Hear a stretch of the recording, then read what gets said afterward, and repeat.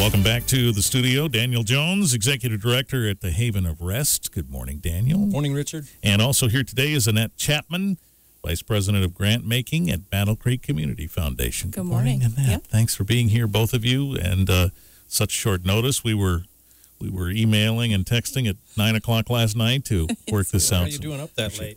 Well, I don't know. I'm not usually up that late, but I was yesterday. Maybe because I had a little nap. That might have helped. So, Daniel, big story yesterday that broke about the Haven of Rest. And, you know, we work together often, so Yes. we like to always keep track of things that are going on anyway. But there's been some challenges that you faced here this week. What's happening? Well, the Haven is in somewhat of a challenge right now. We've got some short-term cash flow issues and access to funds that we know are on their way. They just have not arrived yet. So we have held back employee payroll because we're just not able to meet it. It's been going on now since the 18th. On the Friday, we should have made payroll. Mm-hmm. This is an issue inside our finances that we're really taking very seriously. We don't like this position that we're in.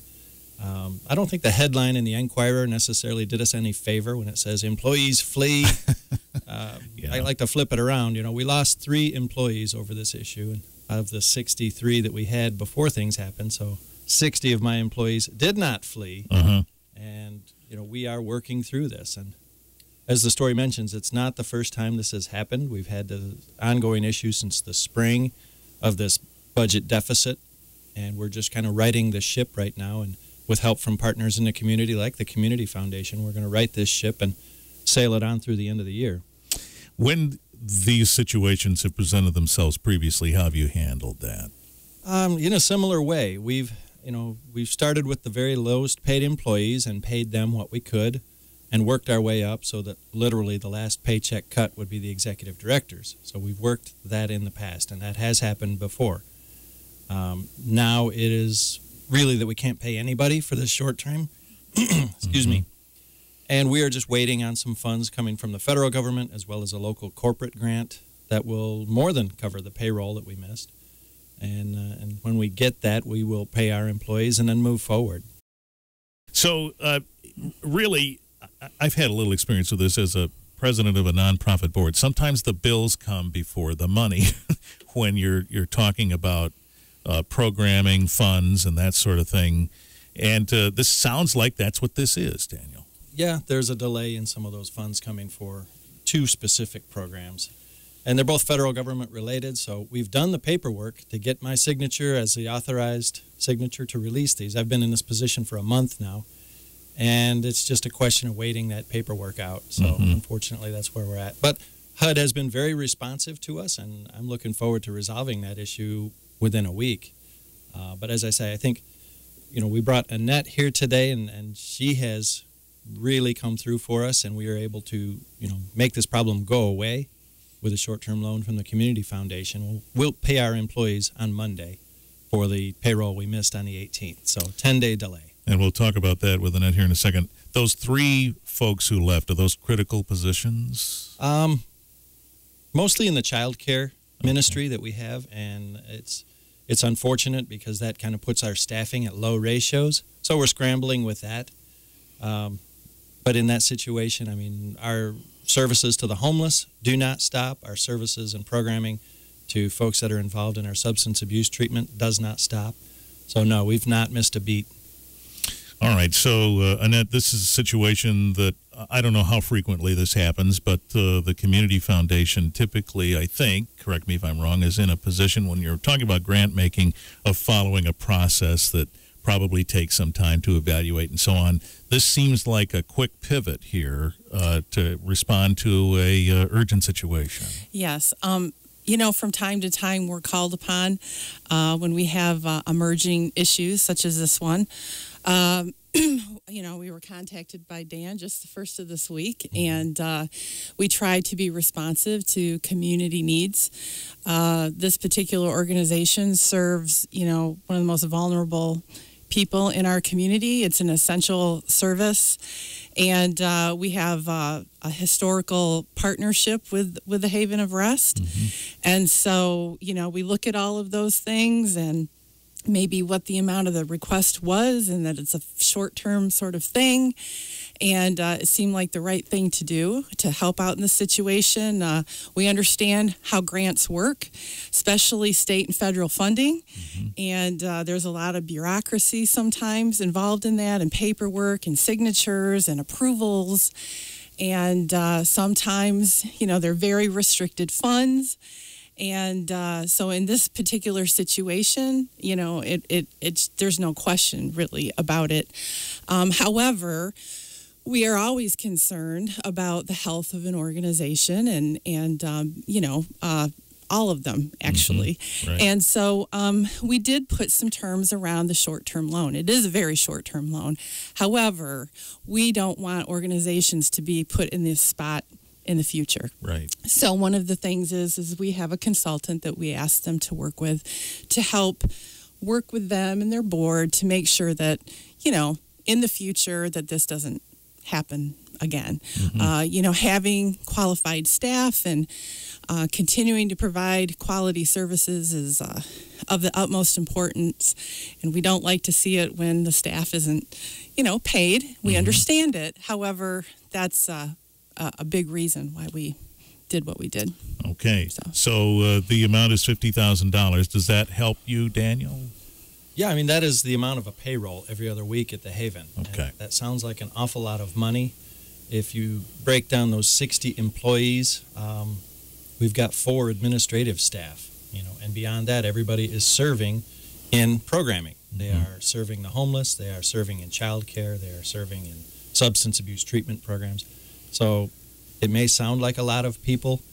If you average out what we're paying to folks, it's about $11.50 an hour on average. Again, the average employee down there makes about $22,000 a year. It's nobody getting rich down there in the ministry, let me tell you. Right. But that is, $50,000 every other week, and that is a challenge to us. Our cash flow usually covers that. Our annual budget is about $1.9 million. And so within that, there's money coming in every month. Again, this is just a 10-day delay because of issues in bureaucracy. So the notion that a consultant will come in and help you sort through these things is a welcomed thing? Absolutely. I'm excited about it. When Annette mentioned that, hey, we'll help you with a financial consultant, I'm excited about that because we do need more financial control and information about our finances. As I mentioned, I stepped into this role a month ago, and this is the kind of a mess that we were dealing with. We ended the fiscal year 2017, which ended on June 30th, with a $50,000 deficit. And that's even after the roof sit, where we made $60,000. So you can imagine, these issues have been around since the spring. It's not necessary. I'm not going to point it out and say this is a house in financial order right now. It's not, and we are cleaning it up. So this help from the Community Foundation and the financial consultant, absolutely welcomed. We're gonna build this thing right back up to where it should be. And talk about the roof sit and talk about different programs and where money goes and things. I think we were pretty clear at the time of the roof sit that that's money that goes right to Inasmuch House. Yes. Those are program funds, are they not? Is that a fair way to describe it? Very fair. Programming funds. And again, that's mostly salary of the people who are doing the programming. And you do have to have someone there 24 hours a day, 365 days a year. And our staffing, I think, is very lean when you look at it. There's, one person in charge of 40 people in many cases, and that's challenging. Right. So, yeah, it does make a big difference that the Community Foundation would step in like this and help us in that regard. So, Annette, the Community Foundation felt comfortable with this $50,000 with the caveat that a consultant come in and assist. What are the other terms here that you're expecting to follow? Sure. So it's a $50,000 short-term loan to be paid off by the end of December or so, to work with one of our financial consultants to help with the health of their, sustainability. at which point in time, if in the future they were to apply for any future grants, that we would still continue to look at the sustainability plan and make sure that that was being implemented and followed according to what was developed. Okay. And so it's our organization working with their board and their organization to ensure the health of it and to continue forward.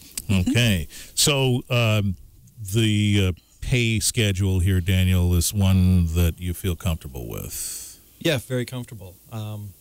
With this loan, we are able to make that payroll we missed on the 18th and then move forward. Mm-hmm. I don't anticipate any problems, with the caveat maybe in late September, but we'll work through that the best we can. We do expect these grants and those HUD monies to come in that interim.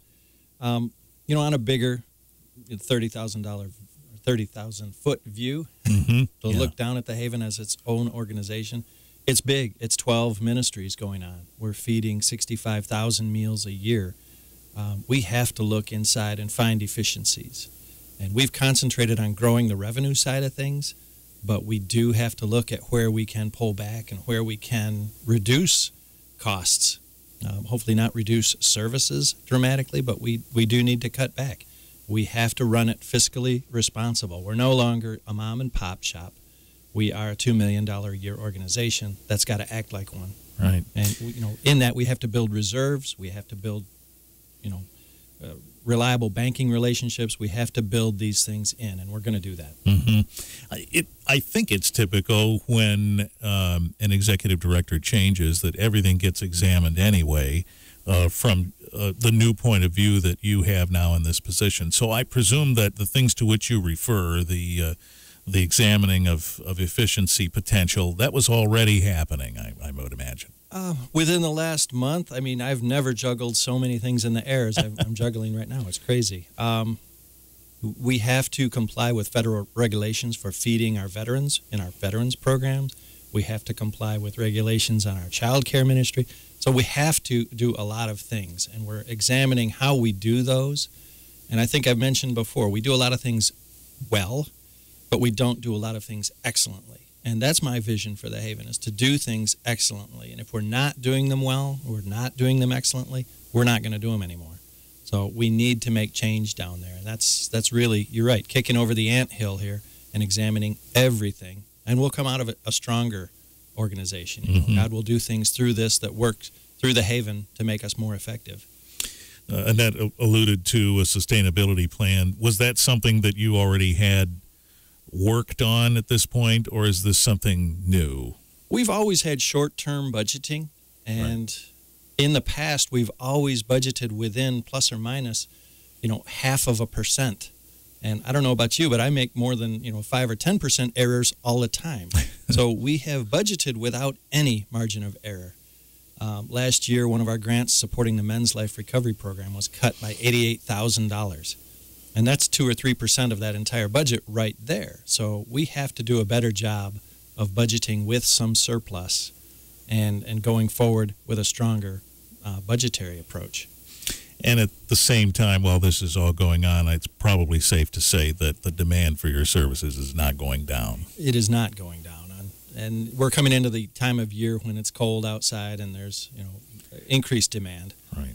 We'll meet that demand. We're going to be there. And I'm so impressed with my staff that even though they didn't get a paycheck 10 days ago, they're moving forward and doing exactly what they need to do to serve this population. And they're doing it as a Christian-centered ministry honestly should. It's not about the money when we're down there. We're there for the people because God's called us to do this work.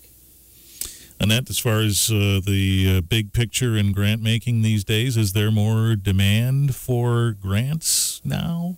Oh, absolutely. Yeah. A demand for essential services is definitely not going away. Mm-hmm. And we work with a lot of organizations as they evolve. Okay, so as economy changes, as demand changes, each organization, even our own, has to continually adapt to those particular environments. We have found that leveraging funding, developing partnerships, you're able to do just as much, if not more, to meet those demands by doing things like that. Right. So. And it would be interesting if you've examined it, that the demands or the requests for grants that you get, are they more focused now on the nuts and bolts, or are they focused now more on things like capital campaigns where folks want to remodel or add a program or something, or are they more right here in the minutia of the day-to-day work?